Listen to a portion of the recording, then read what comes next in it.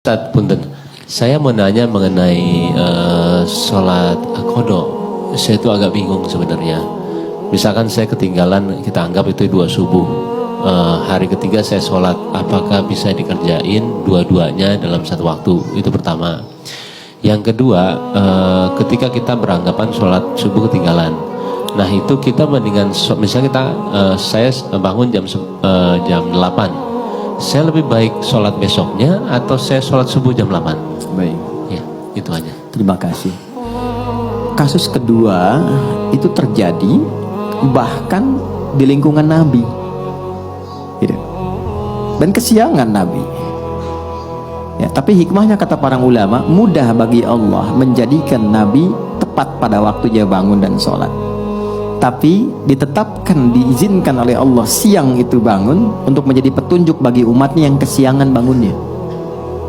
Suatu ketika Nabi sedang dalam perjalanan, lalu istirahat menjelang subuh.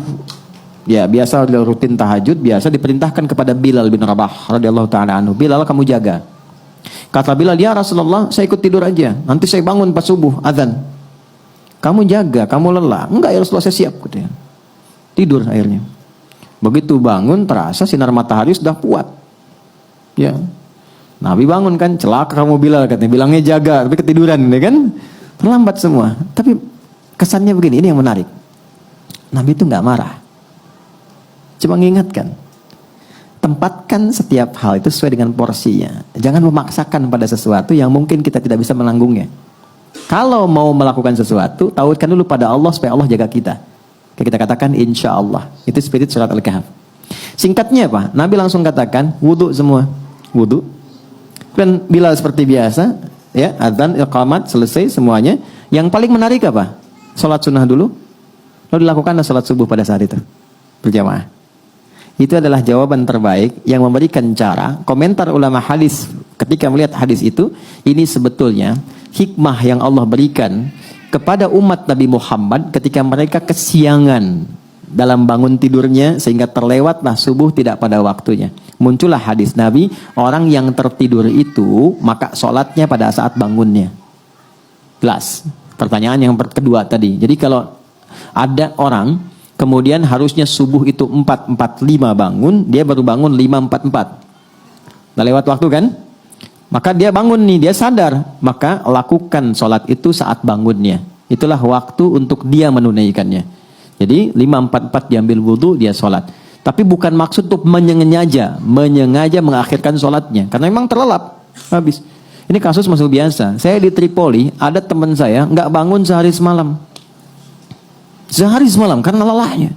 Didorong, digoyang, nggak bangun-bangun. Kita mau jatuhkan dari atas kan nggak mungkin. Ini di level di flat di atas. Dia diam sampai bangun. Begitu bangun dia sholat, mengkodok semua sholatnya. Dia lakukan pada saat itu. Itu hadisnya ada. Jelas ya? Jadi bagian pertanyaan kedua dulu. Jadi kalau tertidur, bangun, sudah lewat waktu, maka dilakukan itu bukan besoknya. Saat bangunnya, di situ dia lakukan sholatnya. Sekalipun dia bangun di waktu zuhur misalnya. Maka dia sholat subuh dulu untuk mengganti yang sebelumnya, baru masuk ke zuhur. Jelas? Oke. Pertanyaan balik ke yang pertama. Bagaimana kemudian kalau ada rasa kesadaran mendalam? Setelah kemudian terikat dengan situasi dunia, ada getaran kepada jiwa untuk kembali memperbaiki. Pertama syukuri dulu. Syukuri, karena itu mahal. Apa yang harus kita syukuri? Pembuktian keadilan Allah yang selalu memberi kesempatan pada setiap hamba dengan hidayah sampai nyawanya tiba di ujung kerongkongannya. Jadi nggak ada satupun hamba yang hidup yang nggak dapat hidayah, itu nggak ada. Yang ada itu yang sudah diberi dia nggak ngambil. Anda tahu Fir'aun kan? Itu seburuk apa dilukiskan di Quran. Tapi tetap dengan kejamnya itu tetap diberikan 2 nabi supaya sampai hidayah kepadanya. Cuman Fir'aunnya nggak ngambil. Nah, siapa yang mengundang Anda untuk hadir di sini?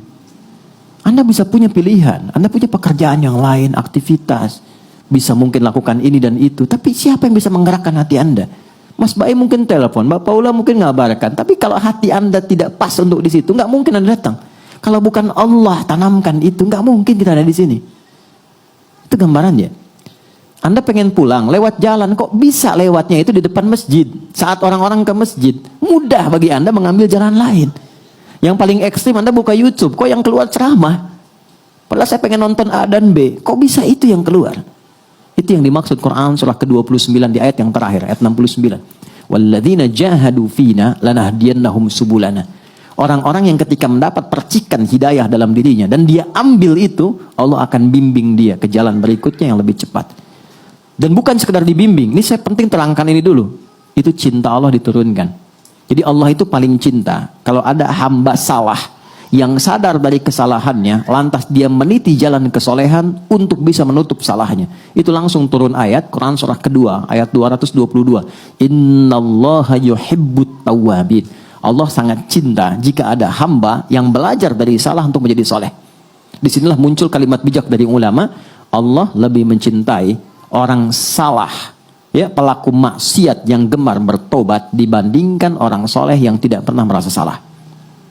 Nah, maka di titik itu penting kita menata. Apa nih salahnya? Tadi sholat. Oke, kita merasa sholat banyak tertinggal. Sekarang pengen kembali, pengen ditutup. Bagaimana caranya? Ulama ngasih solusi. Maka dikiaskan, dianalogikan dengan orang tidur tadi.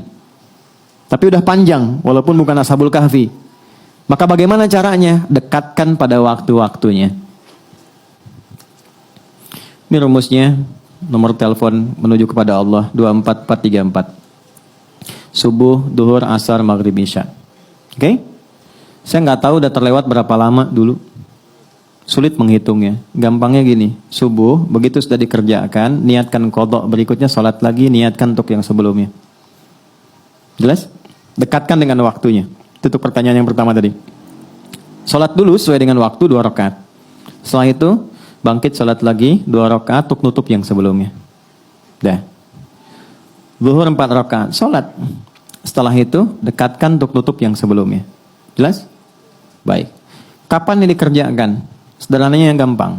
Kalau kita sedang dalam suasana jamaah, supaya tidak menarik perhatian dan salah persepsi, salah duga, dan timbul hal yang baru yang tidak seharusnya muncul, 2 caranya. 1, ketika adzan berkumandang kan ada space sholat sunnah kan? Kan? Kerjakan sholat sunnahnya, yang pertamanya kerjakan, kemudian di situ kita bisa niatkan untuk menutup yang sebelumnya. Baru ikut jamaah. Atau ikut jamaah di sini, ketika pulang dari rumah sholat lagi untuk tutup yang sebelumnya. Dan orang rumah, kalau ada salah satu di rumah yang mengerjakan itu dan dia memang menjelaskan untuk menutup yang lama, banggalah. Jangan eksplorasi kekurangannya, tapi berbahagialah karena Allah sedang merubah jalan hidup di keluarga itu menjadi lebih baik. Ya, jadi ketika Allah sudah kirimkan dia untuk menutup yang lalu, Anda tidak ditugaskan untuk mengoreknya kembali. Jangan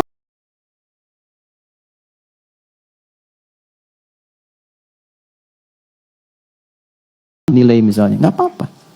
Jelas? Oh, kamu ketinggalan juga? Enggak, buat support kamu aja. Itu biasa dunia. Duhur begitu. Ya, asar begitu. Maghrib begitu konsepnya. Dikerjakan dulu yang sekarang waktunya, setelah itu niatkan, sholat lagi, niatkan untuk menutup yang sebelumnya. Yang Allah lihat bukan berapa jumlah untuk menutup yang lainnya, tapi yang Allah lihat kesungguhan kita untuk berubah. Itu kata para ulama. Ya, ada imam berpendapat bahwa ya kalau sudah lupa berapa, itu kita nggak perlu mengkodok kembali. Cukup perbanyak amal soleh yang beriringan dengan itu. Misalnya sholat sunnahnya, kalau di harta tambah sedekahnya, malam tahajudnya. Itu pendapat saja. Tapi Imam Syafi'i dan beberapa yang lain untuk memudahkan, silahkan niatkan qadha. Karena prinsip jawabannya itu sama, menunjukkan kesungguhan untuk berubah. Itu poinnya. Jelas ya?